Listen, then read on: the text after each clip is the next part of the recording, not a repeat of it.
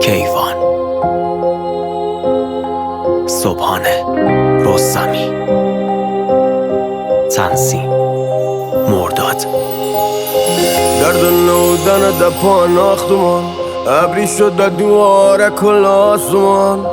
یه جوری بی تفاوتیم به هم دیگه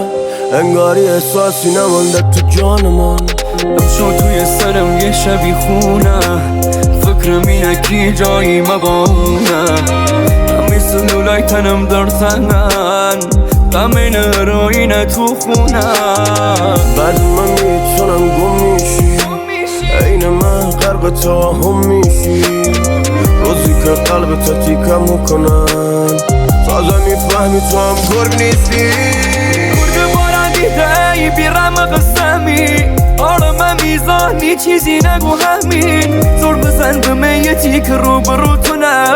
تو ببین سقوط من بد خوردم زمیری گرگ بارن دیده ای بیرم قسمی آرام میزانی چیزی نگو همین زور بزن به میتی که رو تو نه تو ببین سقوط من بد خوردم زمیری یه اشکی نواسش شد باشه صبح باسو دادن خواب پاشه رفتی ولی باور سخت هنوز وسایلت سر جاشه نمیخوای برگردی گرگا تو کمینه بی تو خانه سکوت مطلق فضای اتاق بس سنگینه شب بیداری تا صبح دیگه گاهید مغزم درد و غم و آشوب توی دنیا سم من زندگی معنی نداره برام خرا و حالم حال بکنی بغل طرفت خرا و حالم آرام خرا و تو حالت خوشه سکوت ای خانه منم کشه هر لحظه منتظر مردن من رو شقیقا منگاری شاکوشه